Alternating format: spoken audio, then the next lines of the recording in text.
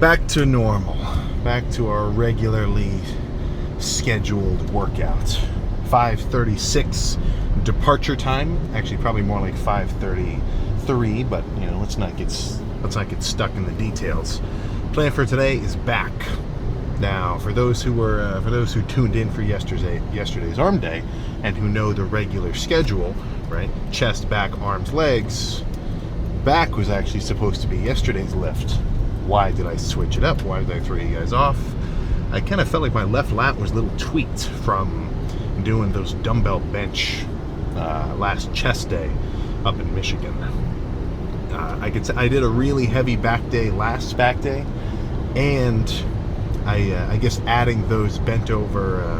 I guess it was really just a dumbbell deadlift to pick up the 150s, and I must have still had something going on.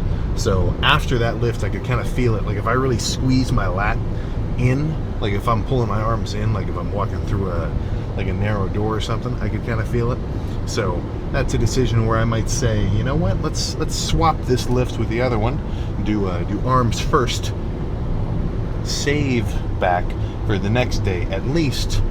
Just see how it feels, right? Because if it was still tender today, I would not do any back. I'd let it totally chill, right? So it's it's err on the side of caution when it comes to random tweaks like that. Because if your knee's a little iffy, don't go for a 1-rep max or a crazy set of something or other, and definitely don't do it while asking someone else to spot you and put that guy in danger. I knew this one guy, or he told me this story where this was like kind of a high school kid. Or I don't want to say kid, but high school guy, and he loaded up like 4 plates on squat, and instantly dumped it backwards onto my buddy for to spot him, and like he was just lucky the safeties were high enough that it didn't like totally crush his legs or like get his arms or anything, and then the guy who dropped the weight instantly, like he had absolutely no business even trying to unrack it. He looked back and was like, oh. Fuck me, I didn't have it today. Whoops. As if he didn't just almost break both of this guy's knees, shins, and femurs in half. Right? Absolutely nuts. So use your best discretion. And speaking of that, at least for the larger chunk of you guys who are stateside, guess what's coming up? Guess what's coming in actually 2 weeks? That's a little bit less. It's 4th of July. And every year, I would imagine anybody in the trauma emergency department of any hospital or any EMS guys, there's a certain style, a certain type of injury that is going to be much more prevalent, right? And this is what I've got to say to you. I've been lucky enough. I've still got all my fingers, even from messing around with like firecrackers and bottle rockets and like shooting them back and forth at each other, things like that. But when it comes to anything a little beefier, right, I would say our medical technology is getting pretty cool, right? There's guys who get full-on arm transplants, and it's still kind of like experimental, but it ends up working, right? Now, that's not going to be you if, fast forward 2 weeks, let's say you decide it'll be a good idea to throw a mortar into your backyard pond or something like that, and then before you know it, some of these gone. And not only just for your own kind of enjoyment of just dexterity and being able to grab stuff, your ability to bench is going to be thrown off like you've never seen.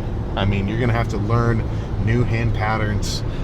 Forget forearm curls. You're going to have to really kind of work around those. So I guess if I could kind of sum that up as a little tip from Sam, don't blow your hand off with a firework this 4th of July. Right? That'll be that's my advice 101 for these coming weeks. But for anybody else, you just get to enjoy, right? It's that small subsection where an idea forms in your head and they say, you know what? Turn the camera on. Turn your phone on. Record this. This is going to be crazy. Right? We've all seen the videos. That's one thing Instagram has been lacking, which I guess maybe is I don't know. It's good for their freedom of information. But I swear, TikTok is TikTok scrolling and Instagram Reels scrolling are almost identical, but I feel like Instagram has removed the I guess you might want to call it the morality feature. I mean, I'm seeing it, you know what I'm talking about. But either way, plan for today, we're back. Go nuts in a controlled manner, pump it up, come home and eat. So I think nothing else to discuss. Let's just get in there and get started. At least for today, it's going to be hard to beat a single arm pull down as such. Because I mean, I can go heavy. You're very strong with this kind of motion, I would say. Like, I mean, I wouldn't be surprised if you guys could just rep the stack regardless of, well, maybe not a beginner, but like if you've been working out for a while, you should have a lat strong enough to be able to do 200-ish on a cable like this. But what I'm really aiming for is just heavy enough that it's heavy, but not so heavy I can't have a good squeeze at the bottom. Because this isn't like a hefty pull down. I want an actual like burn and hold at the bottom. And if I go too heavy, I won't get that.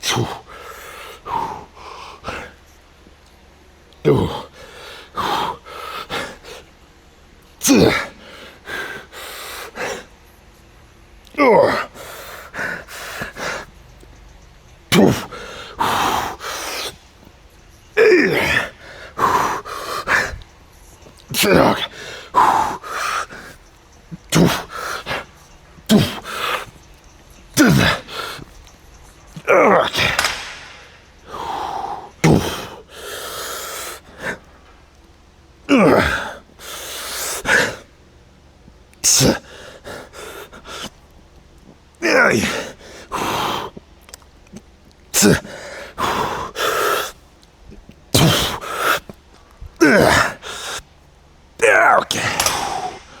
Okay. Oh, let's get a pullover going. Today's definitely going to be lat focused. Not too heavy. That's one thing that's nice about the stack. It's more than I could ever use. I mean, it's 400 pounds. I'm only doing 240. Now, I think pullovers are a move and they kind of lend themselves to being a little lighter and actually like squeezing and get a good hold at the bottom. Because if I just want to load my lats, I can do a pull down or a heavy row or something, right? There's not a, it's just kind of a combination of a deep stretch with a good hold. Like that's why I like flies or rope extension for tries or I can't think of another movement that's the same thing. But with a rope, I want to go lighter, at least relatively lighter, so I can get a good nasty squeeze at the bottom. And that's the hard part. Actually doing the rep, that's just going through the motion of getting a good stretch and getting down to the contraction. But it's almost like I'm thinking there's really only two portions I'm trying to really give it. Bringing it down, obviously, and then a second or two of holding it and burning, and then relaxing into the stretch and just, making sure I don't totally drop it. That's all I'm thinking there, mental cue wise. All right.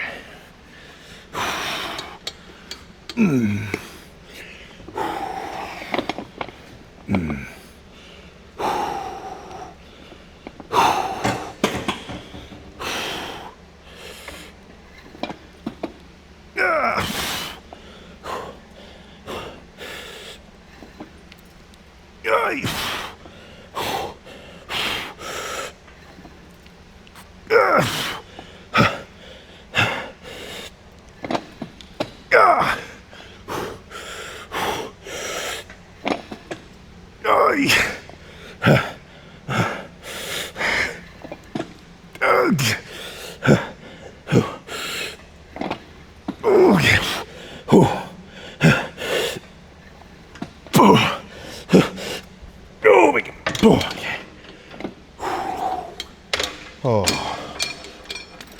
2 more of those.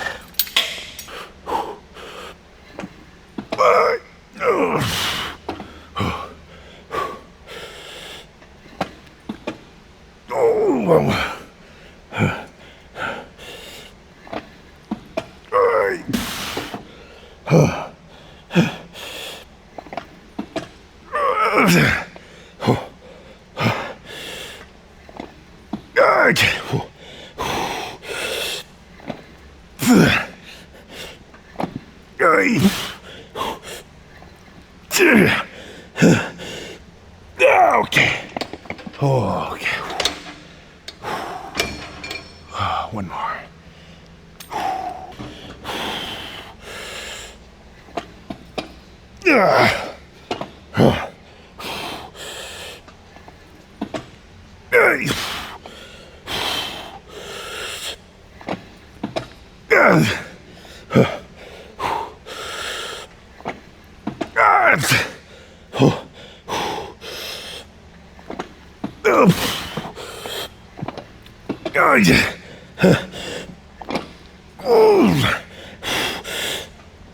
Okay. Oh.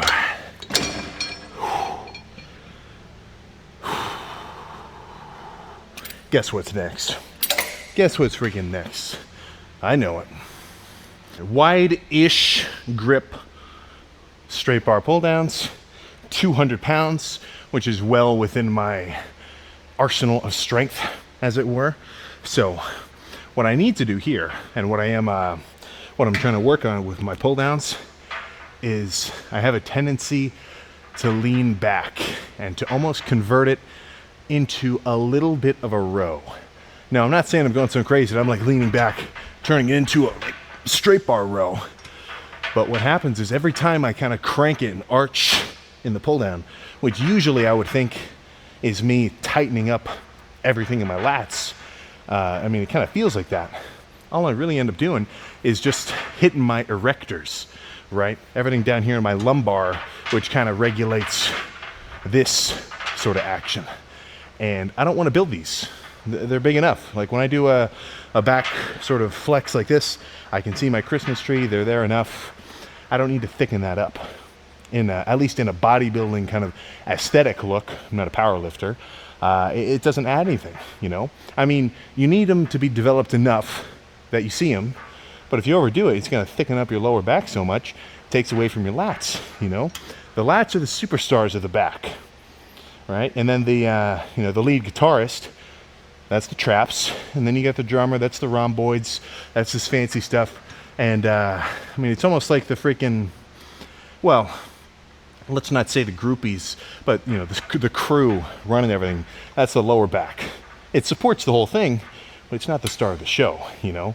So when I think of, because the strength doesn't always correlate to size, and deadlifts are weird because now it's more of like a skill thing because they're in sumo, whatever. But I'm more concerned with like crazier lats. You know, if I could pick one muscle to double in size on my back, and you told me, look, man, you can have lats that are double the width, or you can have erectors that are double the thickness. Come on, easy choice, at least for those educated in musculature. Now, if you're a power lifter, take the erectors. Your deadlifts are gonna freaking blow up. But no more chatting. Let's hit this, and this is gonna be squeeze focused.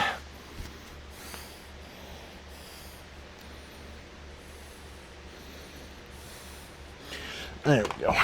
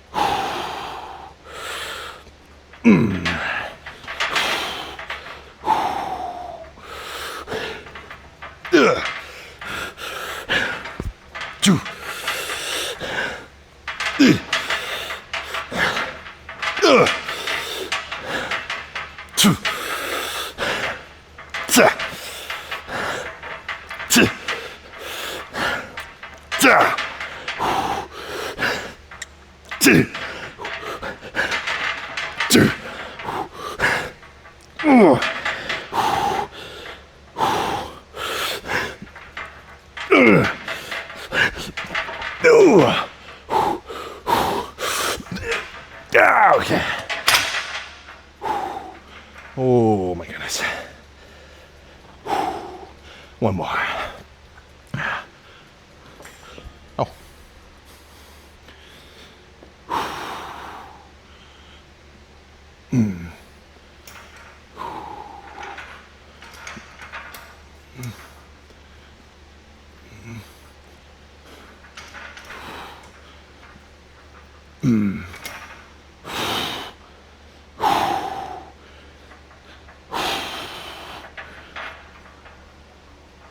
Okay.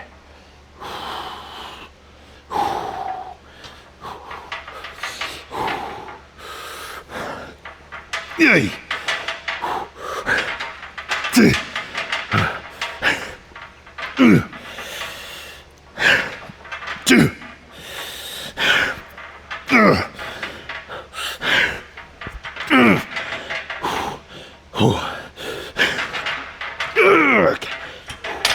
I'm not done.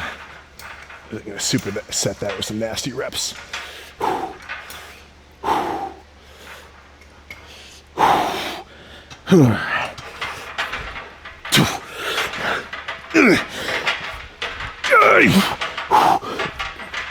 Okay.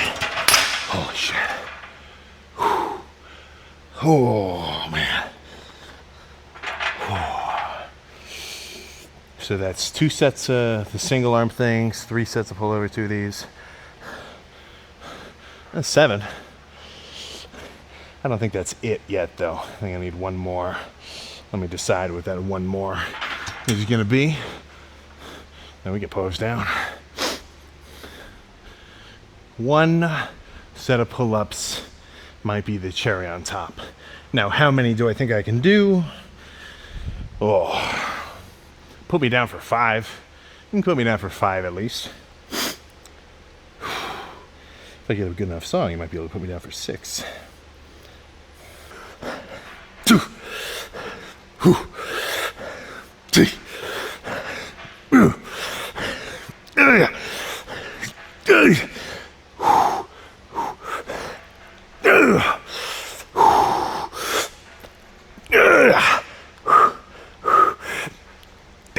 okay, that's all I can do. Okay, that's enough. Let's pop open the garage door and see how we're friggin' looking. Whew. That was friggin' heavy, man.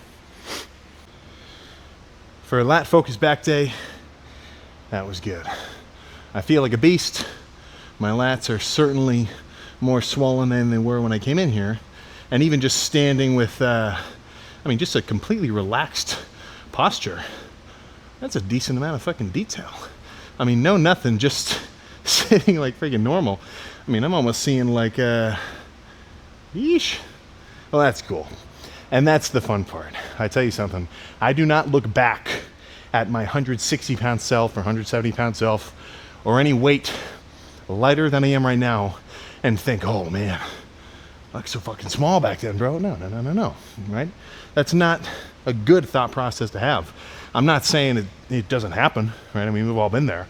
It must have been after I was like kind of sick for a while or something had kept me out of the gym, and I could tell I was still eating like I was bulking, but the lifts weren't going as well. Like, this is early. This is years before even posting anything. But I was like, oh shit. So, I mean, I've been there. I put a blanket up over the mirror I had in my basement gym so I could wait until I was getting a little back in shape so I didn't get kind of discouraged, because I was getting a little softer than what I was comfortable with. That was actually right when I kind of started working out. But, yeah, man, it's just part of the process. And I have to clarify this so often, right? Because I'm always talking, it's like, dude, being big is a flex, being big is cool. I'm not talking monstrous. I'm not talking 260. I'm saying just reasonably, actually not even reasonably, I'm talking about being jacked. But you don't have to be a goddamn 280-pound mass monster to be jacked. If you're a 180-pounder and you've got a glimpse of ab veins and like your forearms are going crazy when you're doing curls, that is cool, right? There is no size hierarchy. It's just a personal fucking preference, you know? That's like saying, yeah, you know, I'm more of a Georgia peach ice cream kind of guy. You like vanilla? Like you want to be a lighter weight and be lean. You don't want to be huge. Stupid. Absolutely foolish, right? Plus, I mean, you can get big enough where you lose the look, you lose your waist, you lose the ratio, and then it's like, all right, man, shit. Your pursuit of size just killed the coolness of your build. And of course, even that statement is going to be opinionated, right? So don't freak, you know. Lift your weights, make progress, and be happy about it. That's my take. That's my stance. Oh, but let's see how we're looking. And I'm really starting to think I need a fan in here, because it was like 93 today, and I'm feeling it. Ooh. Okay, this is making me excited. So one thing I will recommend, even if you don't want to post any shit about yourself, get a camera tripod just for your phone so you can see yourself posing. I have so many old back posing photos where I'm holding my phone trying to take it and like look at my phone at the same time. Dude, it sucks, right? Tripod all the way. And then you can really see how you're looking, right? If you're standing the wrong way or you're a little crooked, like you're doing a little something or other, and your one arm's like this, you're not going to know it until you can actually kind of see it and change that symmetry by looking at the reflection of your reflection. This is why every bodybuilding gym that has a posing room has that 2 mirror setup with the big one up top and the regular flat one, so you can look up at yourself and be able to tell, like, okay, is one arm higher than the other?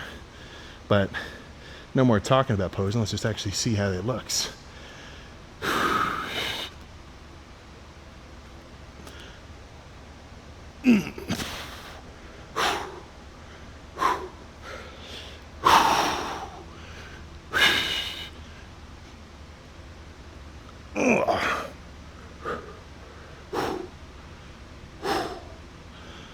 Whew.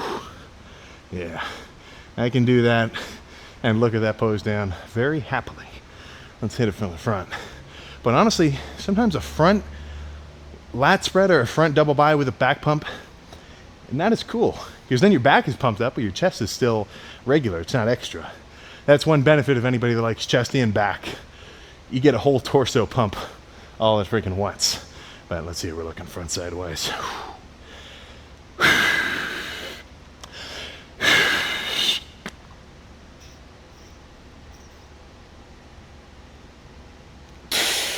Oh my goodness. Even just holding the vacuum, bulked, rough.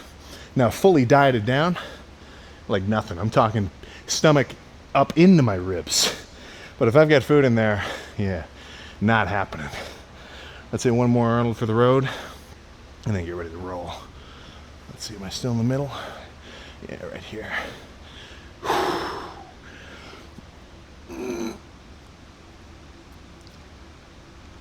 Ah, okay. Yeah. After a good lift, some of the poses should be hard to hit. All right. Now, if you're fresh, you should be able to hold these things for a while. Or else if, and now I'm talking to any bodybuilders watching, or any aspiring bodybuilders, if you don't practice your poses at least a little bit, or in my case, I think all the cardio I was doing really helped me earlier in the year when I was doing those 2 shows. Because, I mean, I wasn't doing an hour of posing a day for 3 months. Like, I was hitting them, but I mean, I totally could have practiced some more. But I had one advantage, and that was doing like 2 hours of cardio a day for like almost 2 months. I had to pull it back because it was just too much. But my cardio was good enough that, you know, when I was sitting up there, I could still hold a decent pose and not like end up breaking down and shaking. Because if you're up there with all the lights on you and your posing starts to break down, it's ruthless. They start to call you out. And for that first show in Vegas, they had us do like 3 rounds of everything. And usually it's like maybe 6, 7 seconds. Dude, we're holding it for like 15 seconds.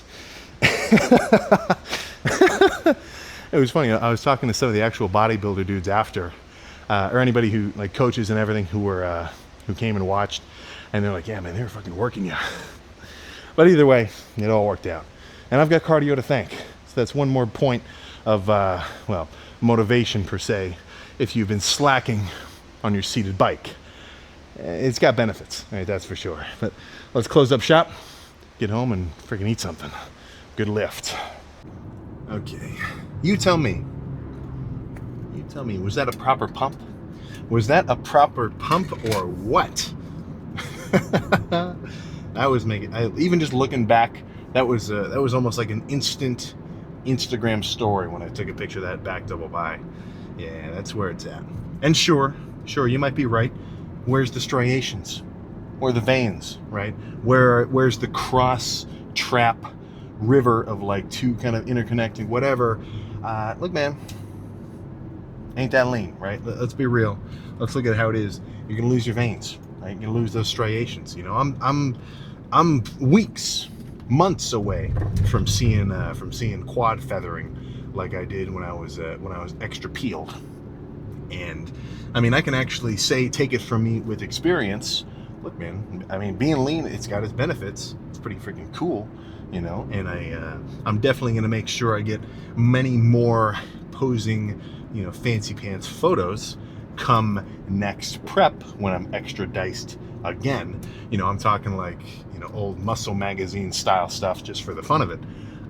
But look, man, you can't jump straight to endgame. Right? Build up that base first. I said this a decent while ago, and I think I actually had a little bit of an impact on the trend of it, at least a touch. And what I'm talking about was like almost 3 years ago.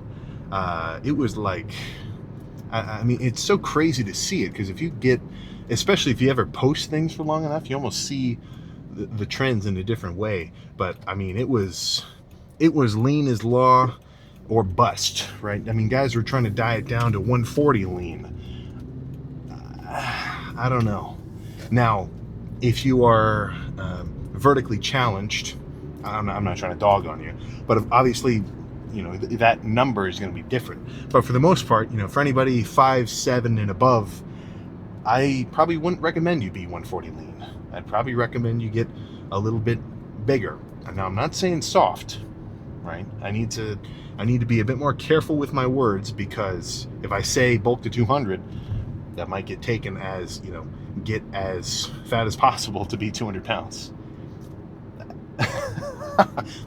Not at all what I mean, right? I'm saying reasonably, and it's going to take a little while, but right, it'll happen.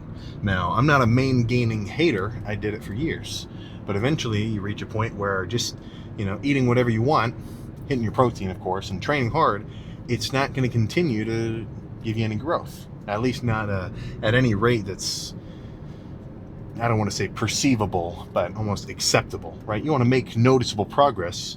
I think you might want to change something if you're gaining a pound of muscle a year, right? And if you're not tracking your calories or eating enough food to do that, I think the diet's pretty much where it's at. You know, that's a very instant game changer body composition size, or body composition wise. You know what I'm saying? So I probably wouldn't say your training is off. I'd say your diet's off, man. Start grubbing, you know, get some treats. I'm not saying eat too many. It's going to mess with your gut and everything, but you know, you can have some Ben and Jerry's once in a while. I'm not saying you need to only do like rice and chicken and broccoli, you know, because at the end of the day, if you can't eat enough food to grow, you're not gonna, right?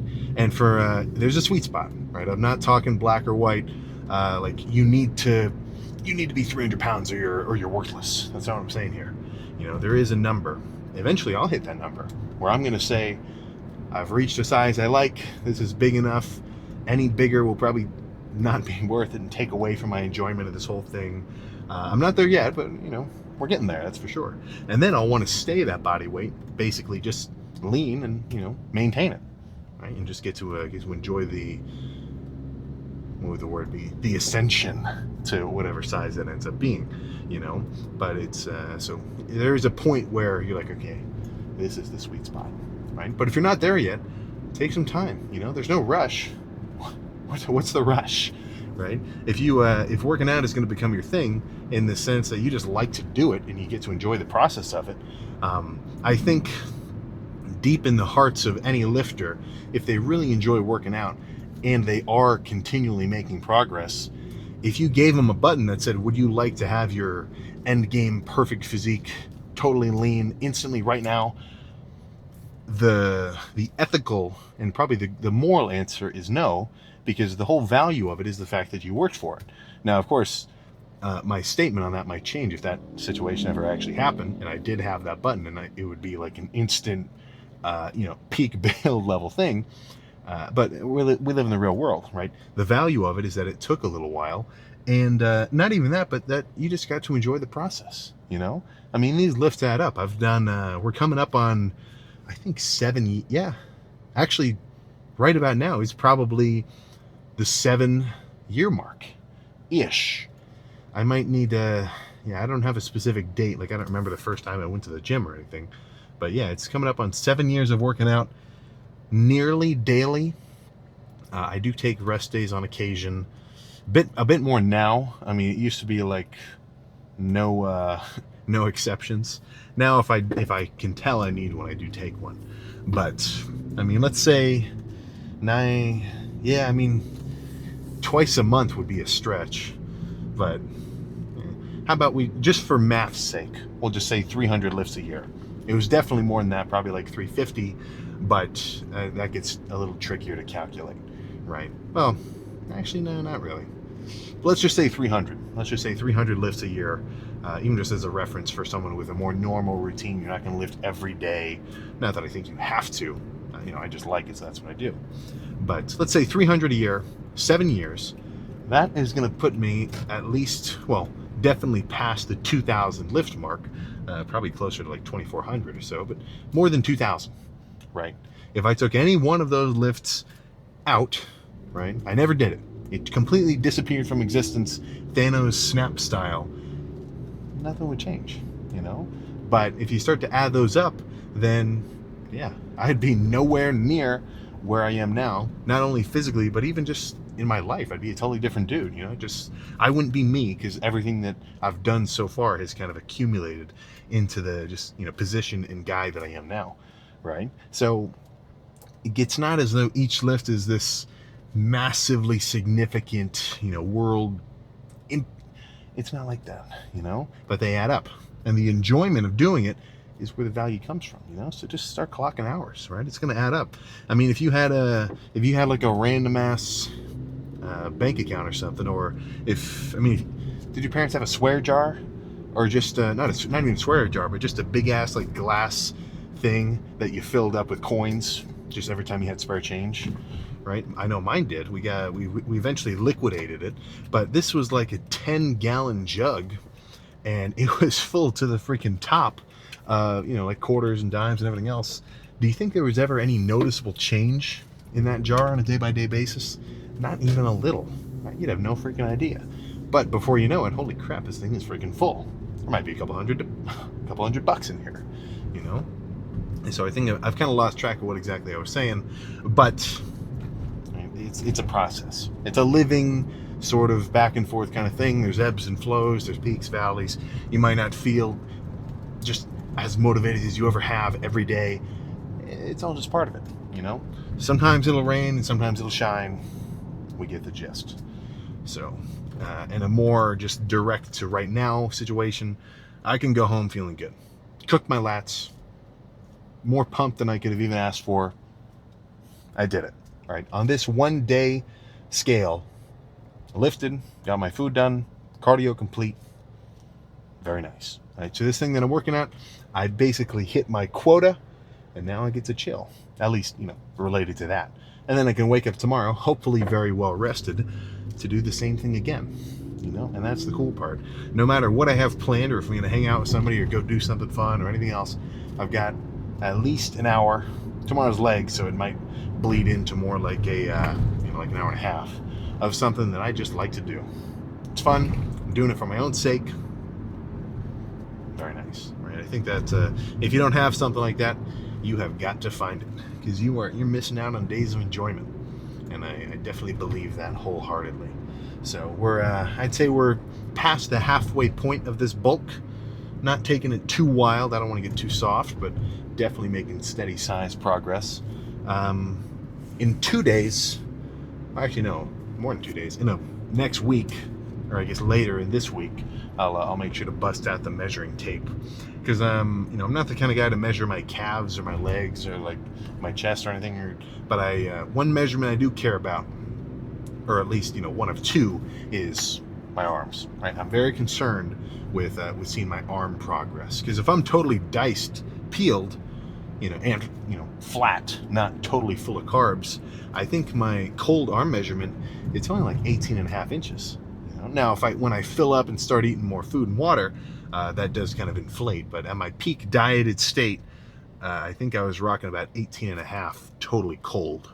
Now that's not pumped, but right now I'm definitely cold. I couldn't tell you exactly. Pumped, I've got to be pushing 20.5. I might be. Nah, I'm not at 21. 21 is big. I'm in the low 20s pumped, that's for sure. So if at the end of this off season, come August, maybe come September, when I'm essentially as big as I'm going to be for this year, I would love to see a 21. If I could see pumped 21s on either side, that would make me feel good, because that's new ground. I remember the first time I hit 20, and that's kind of the insatiableness of progress, because I used to think when I would hit 20 inches pumped, it would be like a miracle. It'd be like, holy shit, 20 inches pumped. But now I'm just like, all right, when am I going to hit 21? So I guess there's no telling what that end number will be, but I can guarantee that I will find out. So I think nothing else to say. I'll see you tomorrow for some legs. Almost forgot.